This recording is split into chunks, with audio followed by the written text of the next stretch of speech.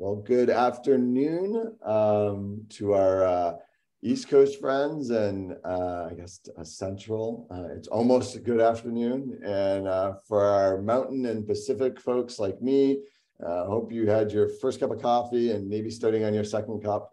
But we are in for a treat today.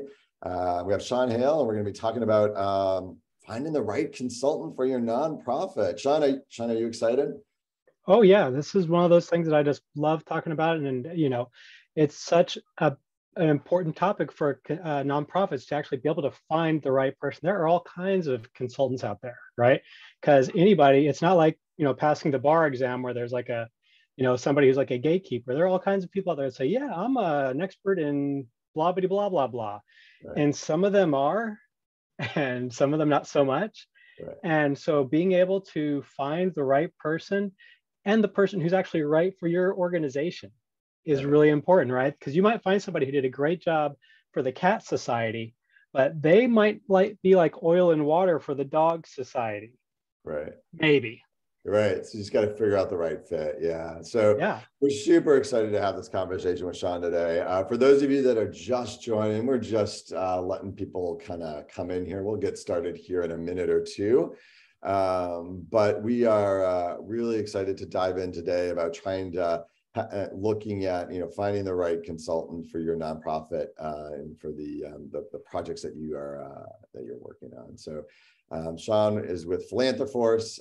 He'll tell you all about what that entails and what they're doing over there at Philanthroforce. So get excited, get your lunch ready. Hopefully it's warmed up. Or for you West Coasters, maybe it's time for that second cup of coffee or that shot of espresso. Not that you're going to need it, because this conversation is going to be super dynamic. But if you anyway, I'm a coffee addict, so I think there's always a fresh cup of coffee on my desk.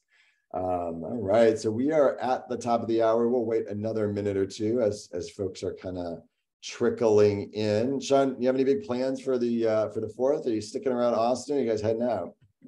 We might figure that out tomorrow. We just my wife's from Costa Rica, and we hadn't seen her family since before the pandemic, and so we just got back from 3 weeks over there. And yeah, so we're kind of still unpacking, and I'm sure we'll do something to celebrate our nation's independence, but it may not be big and spectacular. Right. Yeah. We have my in-laws coming in, so we got to figure that. We just moved to a new city, so we're just trying to figure out like what are we supposed to do. So I don't know. I think again, as a tomorrow project, we got to figure out what we're going to do with them. But I digress. All right, we're 1 minute past the hour. I think we have a nice group of folks. So if you are, welcome everyone. Feel free to hop into the chat there. Let us know where you're calling in or dialing in from, or I guess these are old terminology, zooming in. So let us know what organization you're with and where you're calling in from.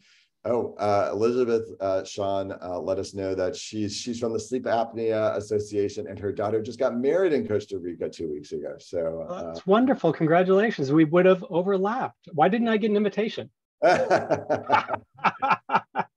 No, just kidding. But in all seriousness, congratulations. I hope you got to see a little bit of the country. It has so many wonderful things, and I've been going for 20 years now, and there's still more to discover. Awesome. We have Randy here calling in from Atlanta. We have Mary Ann or Krantz for cancer. Jennifer in Portland, the Parkview Christian Retirement Community. Ronan from Catholic Community Foundation in New Orleans. It was a small ceremony, Elizabeth. So there, got it. Wow, Birmingham, Alabama. Melanie, welcome. Dr. Anna from Cleveland. Welcome, Anna. Jennifer she's a new employee. All right, well, we can't welcome Jennifer. We're welcome to have you on board on the Blue-Ring team. All right, well, with that being said, I digress. Feel free to sort of continue to add where you're from and what organization you're with. Princeton, New Jersey, Greenville, South Carolina, Boston. All right, fantastic. So let's dive in here. as I mentioned, we have Sean Hale here, who's from Philanthroforce. But before Sean takes it over, I just want to do a little housekeeping. First and foremost, we are recording this webinar, and I'm looking up at the Zoom bar, and it is being recorded, so super exciting. We'll be sending out the recording, so feel free to take notes, but know that recording, you'll have access to the recording. We also will be sending out the slides, and so if you have questions on the slides, we'll also give you a way to get connected with Sean here at the end, but you'll have that as a resource. As far as questions go, feel free to use the chat to talk amongst each other, do shout outs, share what you're liking, but for specific questions, please use that Q&A button that's in the bottom of your Zoom panel, or it may be top, wherever the Zoom panel is, that floating black Zoom panel, use Q&A. You can follow along with Bloomerang and all of our wildly adventures at either #Bloomerang, or you can add us at Bloomerang Tech. So feel free. That works on multiple platforms there. So I believe both Twitter, Instagram, and Facebook. A little bit about Bloomerang.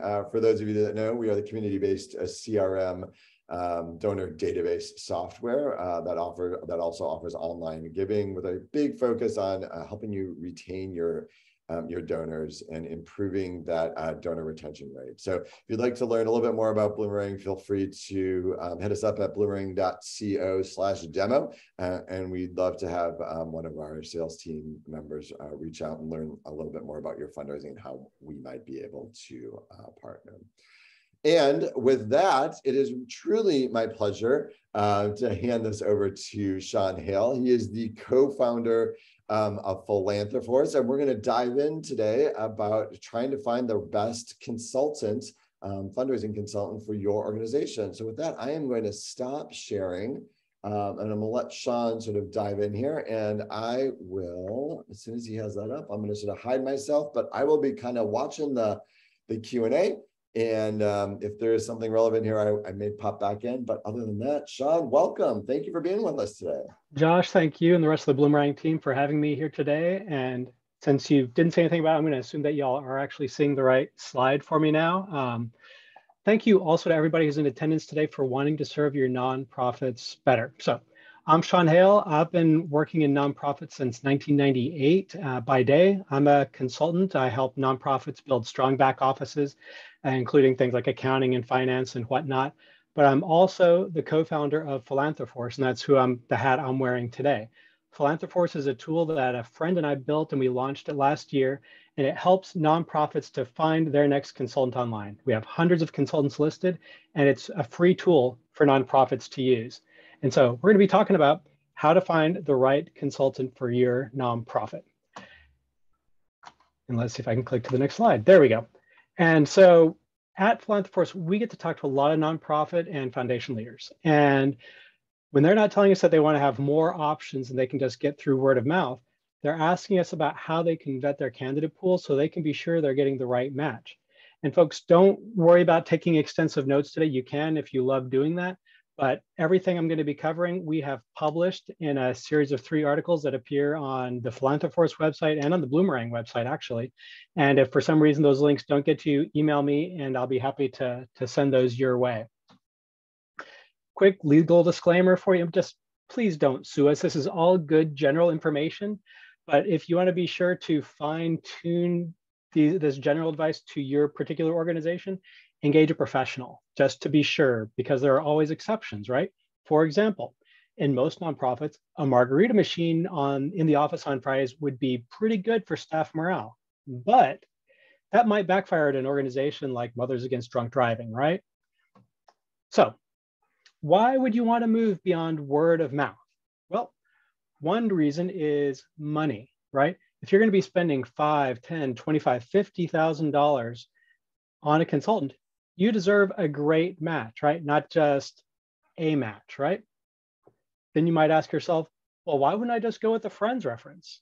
And a good match for your friend and for your friend's nonprofit might not be the best match for your nonprofit. Each nonprofit is unique, has unique challenges and needs, and each consultant is unique. And so different ones are going to be better matches, right? the things that we're talking about today, they require more work than just getting a name from your friend and hiring that person, right? And so why do that extra work, you might be wondering? There are lots of reasons. One of the top reasons is that we humans have lots and lots of biases, right? And sometimes these biases can lead us to make poor choices. For example, we're going to favor the person, the consultant candidate who gives us warm fuzzies, right? If we have coffee with 3 candidates, we're most inclined to go with the person who gives us warm fuzzies. But the thing is that warm fuzzies are great for picking a friend or picking a romantic partner. They're not the best criteria to use for finding a match for a consulting gig, right? And so good processes help us to acknowledge and reduce that bias so we can actually get the best person for the job. Another reason why we want to do this extra work is because the best networker is not always the best service provider, right? There are some people, and we know them, many of them are fundraisers, who are outstanding at networking. Just because you're an awesome networker, though, doesn't mean that you are awesome at delivering the service that you're selling. Those are very often 2 different skills, not always, but very often. And so it's important to be able to discern between those. So what do? Step number 1 is to define your project. And so answering questions like who, what, when, where, why, how. By answering these questions thoroughly, you improve your odds of finding the right consultant. And note, folks, for larger projects, you might consider hiring a consultant to help you figure out the project details, to help you figure out the who, what, when, where, why, and how. Because a good consultant can help you make sure that you really understand the problem and the opportunity. Because very often, just like when we go to the doctor, right? Sometimes we go to the doctor and we're complaining about a pain in our foot, but actually the problem is in our back or in our elbow or something like that. And so in the same way, sometimes, especially for the big projects, having some help defining the project can pay off, especially with those big projects. Next, we want to dig deeper into those project details, right? Setting SMART goals for the project is a great next step. And so S stands for specific, right? What do we want to accomplish? Why is this goal important? M stands for measurable. How much? How will we measure success? Is it a finished website? Is it a 50-page plan? Is it mission clarity? A stands for achievable. Is this project realistic? And have we accounted for financial and other constraints? R stands for relevant, right? Is the goal consistent with our mission, values, and strategic plan? T stands for time bound. When will we finish? Of course, starting to think through some of the activities that you expect might be a part of it. The budget, right? How much do you have to spend on this project? How much do you have to spend on this consultant? Because you can get different people to the table depending on how much money you have to spend. Where's the financing to pay for the consultant, right? At what stage is it? Have you already secured it? Is it partially secured, or has none of it been raised? Your timeline, that gets to things like your major dates and your milestones. Does this all need to be done by August 31st or December 31st? Knowing those things in advance and being able to explain them are important. Organizational roles are another key component, right? Who in your organization has decision-making power? Who has advisory power? Who's the point of contact? It's important for everybody to be on the same page because you don't want to get down to the, picking between your last 2 consultant finalists and find out that 3 different people think that they have the final word. Then what's the consultant role? Are you looking for somebody to be an advisor, to do analysis, to diagnose, to propose solutions, to implement solutions, something else? It's important to get as much clarity about that as you can. And of course, folks, the list that I've just gone over with you, it's not comprehensive, and you don't always need all of those things. For example, I get hired to provide ongoing financial advisory to nonprofits, among other things. And a traditional timeline doesn't come into play the same way, right? We have work that we do every month of the year, over and over again. The thing about putting these details together is it helps you to get everybody in your organization on the same page and pulling in the same direction. And it also is something that you're going to want to share externally when you're searching for the applicant so that they can figure out, is this project a good match for me? Should I toss my hat into the ring? And of course, we want to define the criteria for the consultant before we begin publicizing or before we do a search. And here's some potential criteria that you might want to use. Things like skills and credentials, experience in the field, how many years have they been consulting? Maybe emotional intelligence is important for your organization, especially if part of the project has some things that could get heated.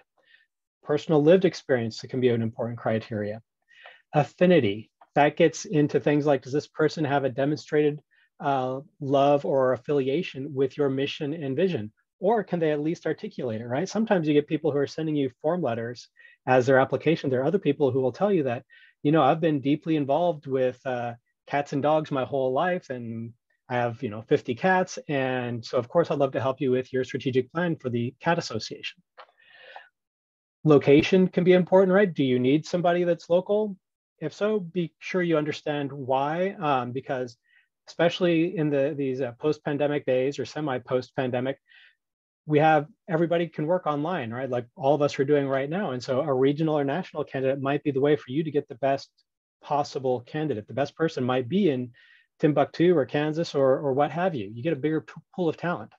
Of course, you may want to check to see if they play well with others. And forthrightness is another one. Is it important for you to have somebody who's going to speak hard truths when necessary? Or is it okay if you have somebody who sugarcoats the message? And now, folks, I want to make a special note about unicorns. Unicorns are magical creatures. They have magical powers and they perform miracles.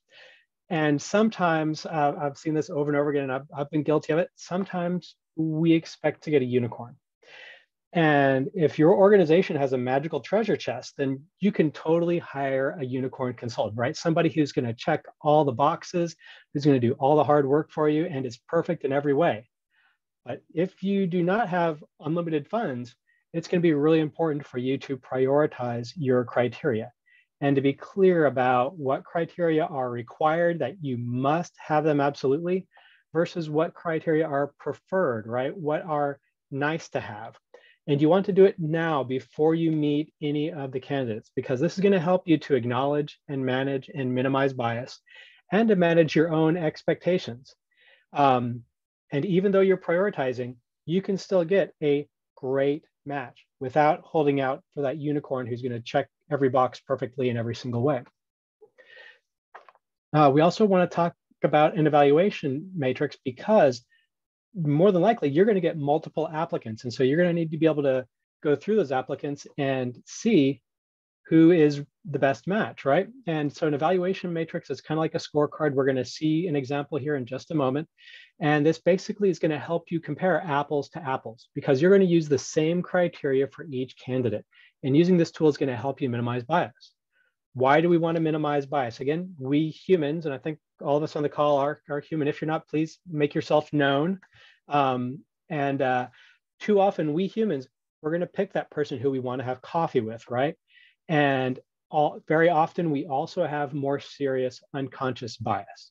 Research has shown over and over again that we often judge people unfairly because of things like physical appearance or their age or their gender or their national origin. And so we want to create this evaluation matrix now while we're getting the criteria together, because after we see the applications, bias can begin creeping in. And it could even be something as simple as, you know, you may favor a consultant who went to the same university as you, or you may have negative feelings about a consultant who went to a rival university. And so you're going to want to create simultaneously the criteria and your evaluation matrix, and also your interview questions, all those before you see any of the applications. So let's dig in a little bit deeper to this evaluation matrix. And folks, you'll be able to get this through the articles. There's a link to a template that we built just for you, and you can use that. You can download it and start plugging in your stuff. It's also available for free off of the Philanthroforce website. And the idea here with this matrix is that you're going to plug in the candidate names on the left-hand side, and then across the top, you're going to put your required skills and experience, and then separately your preferred skills and experience. And so as you're going through the applications, you're going to note who has all the required skills, right? And if they don't have all of the required skills, they're out, right? Because required means required, not nice to have. And so be sure when you're calling it required that it truly is a must have, right? After you get, so that might help get you down from 24 applicants to a dozen. And then what are your preferred skills and experience? And so you're going to, again, get the points there, add up the points. You're going to have that all set up in advance before you see the applicants. And that way you're going to be able to get these point totals and see, okay, well, these four, we passed along a dozen people on to see what the preferred skills and experience were. And of those, we are going to work with the top four, right? And we're going to have interviews with those folks. And that is your way of reducing your bias, right? And going with who should be actually the best match for your project. Folks, I want to make a note here about getting buy-in from your stakeholders, right? And of course, part of that is your key decision makers, right? That might include your board, your executive director, key staff, funders. You don't want to spend hours and hours and hours finding the right person and then have a key decision maker deny support at the last minute, right? So you want to have them on board from the beginning, which is why you want to involve them in the discussion of the criteria for the project. And then think also about involving your program participants, right? The people that you serve, because especially if this project is going to impact them directly, the more you can give them a real voice in this project is more likely to get you better project design, better participation, and a better match as a consultant. And I'm not saying that you need to get 100% buy-in or 100% consensus, but a critical mass is going to do a critical mass of buy-in is going to give you a lot better chance of having really strong project success. Very often, we get questions about whether or not to use an RFP. That's a request for proposal. It's a kind of a more formal application process. And the answer is maybe, right? And definitely the bigger your project, right? Especially if it's more detailed, has more formality. We're talking about budgets of 50,000 and more. That leads us more in the direction of, yeah, maybe an RFP would be appropriate. But I have some important things for you to consider. Requiring a full RFP can create a real barrier to entry because many of the most qualified, the most experienced consultants are not even going to participate in an open RFP process. Why, you ask? Well, participating in an RFP process, it's a big time commitment for the consultant, right? To fill out all the paperwork, answer all the questions. And they know that they're going to be competing against dozens of proposals. And so there are low odds of payoff for them, right? Just looking at those odds. And something that also sends a message, rightly or wrongly. Consultants get the message when you're doing a big open RFP process, they can get the message that you're going to be allowing dozens and dozens and dozens of proposals, and that it can send the message that you haven't done your homework to find good potential matches up front. Also, very often an RFP process comes combined with the lack of a discovery process. Not always. And a discovery process is where the consultants, they have a chance to talk to you before putting in their application to kind of answer key questions for them and confirm that it's a good match. And if there's no discovery process, and it's hard for them to understand your nonprofit, its unique challenges and its unique opportunities, that also can be discouraging for them. Also, another thing with these big RFP processes that can be discouraging to consultants and really leave them not applying is that the winner is frequently the lowest bidder rather than the best match.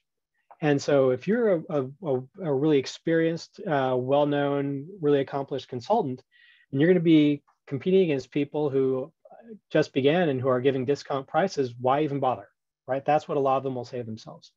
So rather than an open RFP, consider doing a targeted approach where you identify 4, 5, 6 consultants who look like a really strong match, reach out to them personally. Sharing the project details in an email is a perfectly fine way to do it. Although if you want to do a beautiful printed invitation like the one on the screen, you can do that too. Ask the consultants in that email if they'd like to be one of a handful of handpicked candidates to apply for the opportunity. Using an approach like this is going to get you much better appreciation from the people you're engaging with. It's going to start to build a positive relationship with your consultant from the get-go. It's going to be much better for your reputation as an organization and as a leader in that organization. It's going to get you more participation from highly experienced candidates, so the very best candidates. And ultimately, this is going to get you better matches. So let's go on and talk about the search, right? Because you've built your matrix, you have your interview questions, you have all your stakeholders on board, you're ready to go. It's time to do the search. And here at Philanthroforce, we strongly recommend that you cast a big net at the beginning, because that's the way you have the best chance of getting an excellent match. The more candidates that you have in the net, the more you're likely to get somebody who is really an outstanding match for you and checks as many boxes as possible. And of course, one of the best ways to get a lot of good candidates is to use a directory of consultants. Some state nonprofit associations have those, and so by all means, check with your state nonprofit association. There are some regional ones out there. There are also 3 national ones I want to bring to your attention. Of course, there's Philanthroforce, which I'm the co-founder of, so full disclosure there. You also have CGT Connects, and you have nonprofit.ist, Nonprofitist.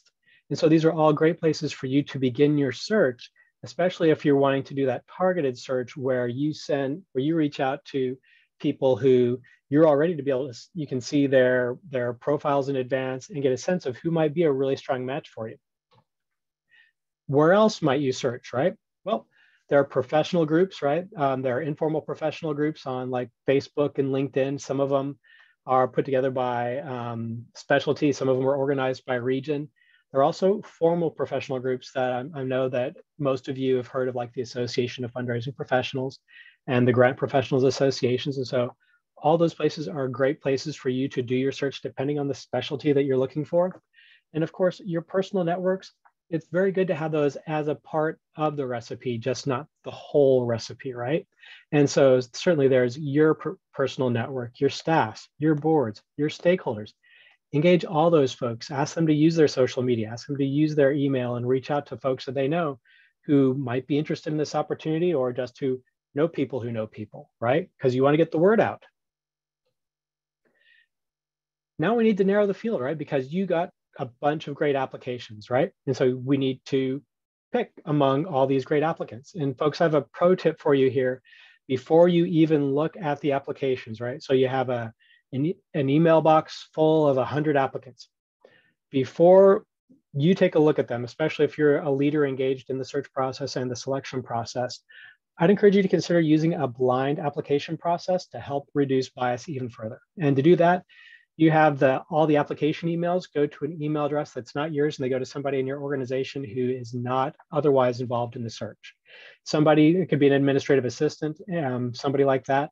And their job is going to be to print out all the applications and remove all the identifying data, right? Things like name and address and the university they went to that can contribute to bias, right?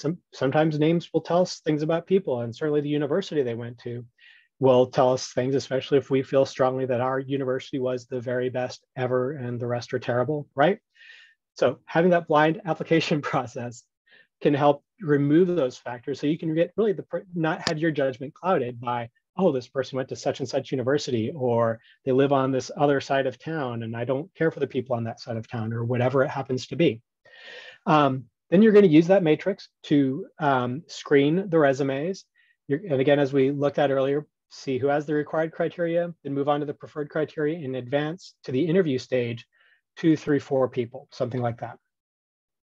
So now we're at the interview stage, and we still want to continue to work to get the best match. And so we want to continue to do those things that are going to help us minimize bias and compare apples to apples, right?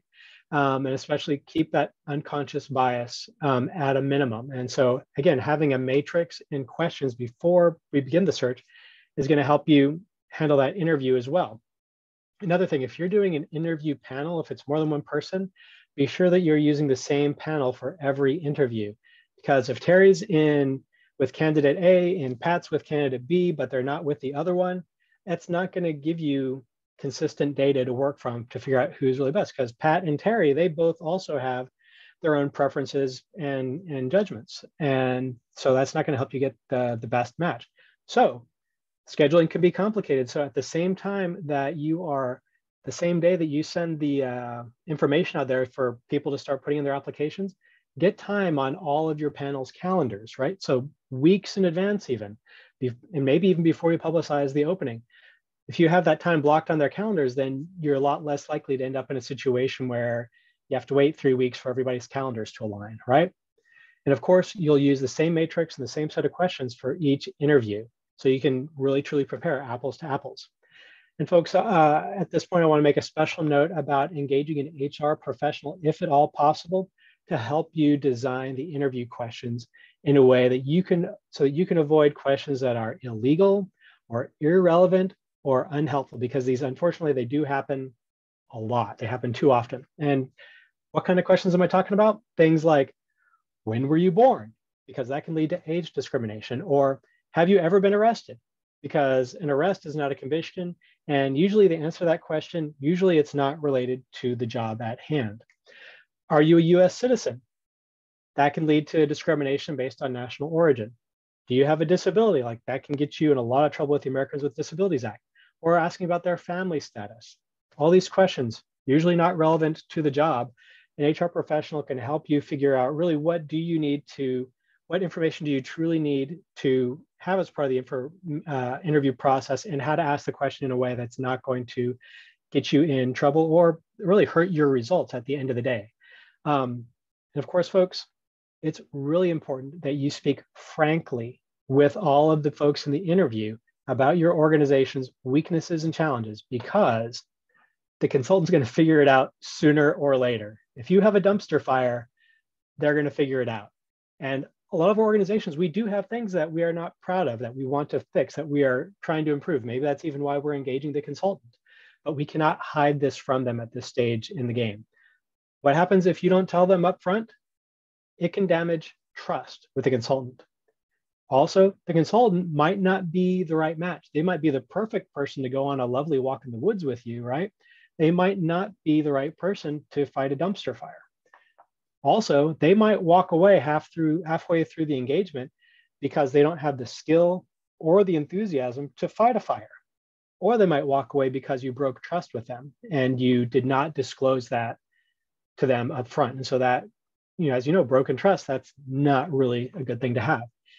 If you're not 100% on board with me, if you don't fully kind of get what I'm talking about here, think about a time when you or a friend started a brand new job, and a few weeks or later on into the job, you started finding big skeletons in the closet. How did you feel about the job once you started finding those skeletons in the closet? And what did that do for your warm fuzzies for the organization and for the people that hired you when they did not disclose those skeletons in the closet? So we're getting to the final steps now, right? You have found your finalist, you love them, it's awesome, everybody's hunky-dory. You still want to check references, right? And so again, you're going to use a matrix to reach out to their references. Ideally, you're going to be using that matrix to make sure you're asking standardized questions. Ideally, the consultant will be able to provide you with references from organizations that are similar to yours, and or that they've done a similar project with. Special note about background checks. Only run them if necessary. And sometimes a criminal background check is necessary, like if the consultant is going to have access to HIPAA protected data, or if they're going to be deep into your IT systems or into your financial data, or if they're going to be interacting with vulnerable populations like children, then by all means, do a criminal background check. But be sure to consider the context of those results carefully, because sometimes you're going to get results that are not necessarily relevant to the project at hand. For example, DWI from 20 years ago is really not all that relevant for somebody who's going to be providing you bookkeeping support, right? But a DWI from 2 months ago for a driver safety instructor, that's going to be really, really relevant, right?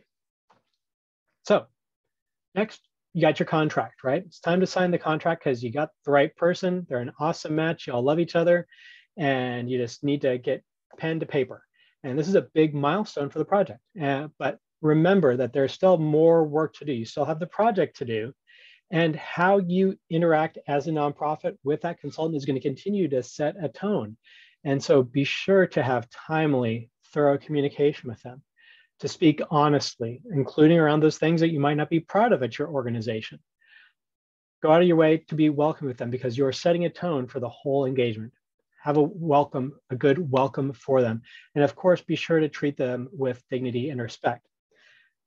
On a similar note, of course, be sure to send a brief thank you note to every single person who applied. Why are you going to do that? Well, it's the courteous thing to do. It helps your reputation if you take the time to send even a simple thank you note to those folks. It's also these consultants who you turn down, they're a lot more likely to speak better about you in the community, right?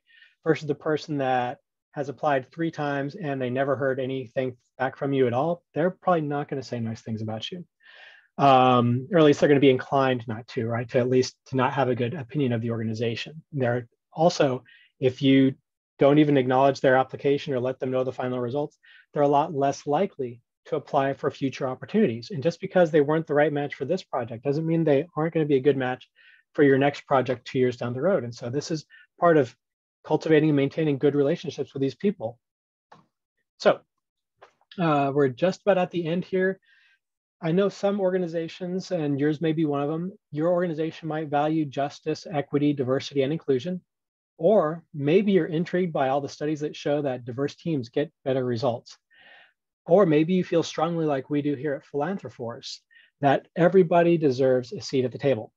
And so if you checked any of those boxes, be sure to check out the 3rd article in the series by Cheryl and Payne, because it's going to help you intentionally weave justice, equity, diversity, and inclusion into your next consultant search. And again, folks, if you can't find any of these articles or things that I've referenced, just email me and I'd be happy to help you get those things. In fact, there's my email address on the screen. And again, I'm Sean Hale. And yeah, do you have any questions, comments?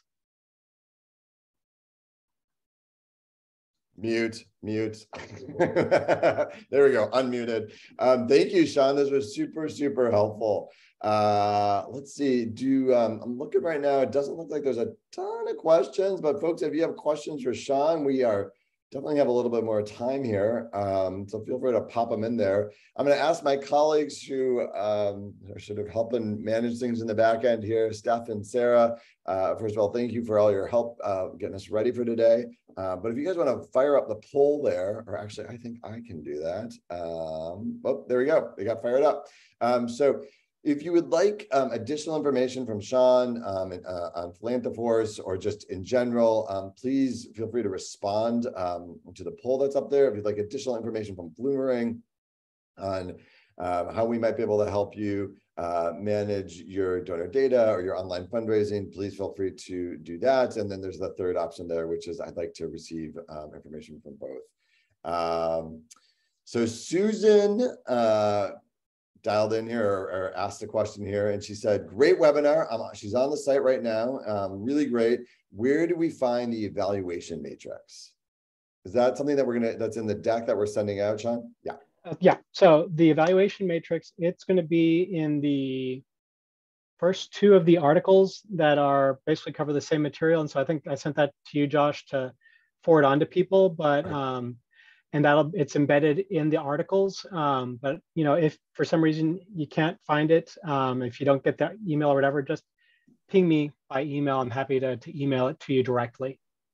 Okay, perfect. Well, Sarah and staff who are on here helping us will make sure that we include those links and to those articles in the follow-up email that should go out later today. All right, so MC Hudson chatted in here, and what do you think is the most important question to ask a consultant you've already qualified as a finalist for the VIP interviews? Oh, yeah, so much depends on the specific nature of the engagement, but hopefully by the time you've done hopefully the first kind of the screening, and I'm picturing also you're doing a 2 interview process, and so especially that last screen can be much more about figuring out who's going to be kind of, who do we have a better vibe with and everything else, because hopefully by that point you figured out they have all the skills, right?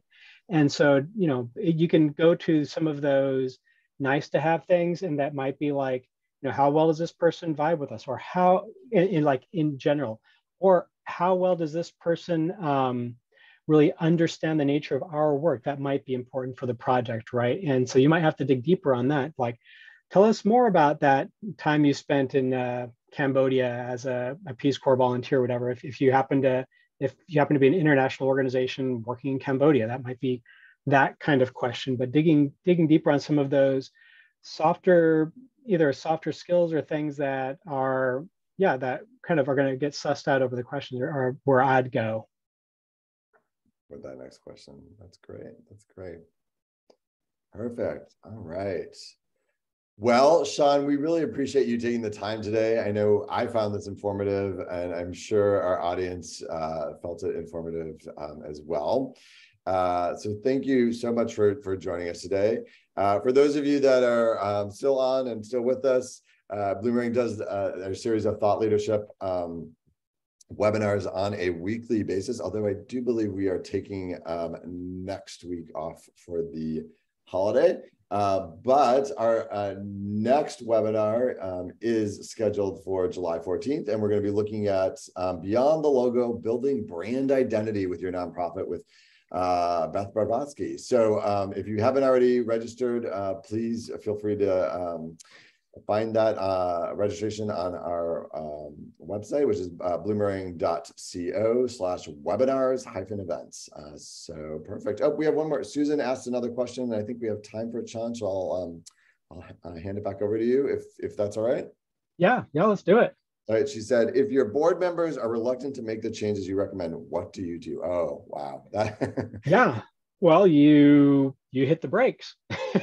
And I'm assuming you're asking this like before you're going out there and finding the consultant. So yeah, what do you do if the board members or key constituents aren't on board? Well, you figure out, you stop and you reevaluate, right? Why isn't this key stakeholder on board? Because y'all do need to be pulling in the same direction, right? And if you're like the executive director, and you might have crystal clarity that y'all do need a strategic plan, or that you need to bring in a professional to run your capital campaign, or whatever it is. But if the board isn't going to support you on it, then that's, like that gets into board management. There's some specialists who know all about that on Philanthroforce. And that certainly I think would be one place to start, is work with somebody who can help you figure out how do you and the board start working all that out. Is it just one board member who's a stick in the mud and a curmudgeon? Or is it that you and the board are radically misaligned? There are just so many different things to work through, but there's a whole science to being able to do what sometimes feels like is herding cats, right? Which is getting the board to move with the organization and get everybody to move in alignment. Other people have different experiences on that or things to add. I'd love to hear it too, because like that's a common question, regardless of whether or not it's a consulting project or otherwise. So it's a really good point. And we actually have a number of resources on boards and board management website as well. So, Susan, if that is of any help, please check that out under the resources section and search for board management. So that's another big place to look. But, really good points there, Sean. Susan said she's willing to hire a consultant. She'll get in touch with you, Sean. So be on the lookout from a message from Susan. Great. And we wrapped up that poll, and there were a number of people, Sean. So we'll send that over to you, and Sean will be reaching out.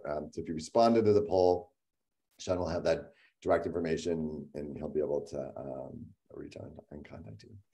Well, I'm going to sort of wrap things up here. Thank you again, Sean, for joining us, for all of our nonprofits, fundraisers, nonprofit leaders. We are so grateful that you decided to join us for this webinar this afternoon/morning. And we look forward to virtually seeing you on the next one. Have a wonderful afternoon and a very happy 4th of July. Thanks, everybody. Bye.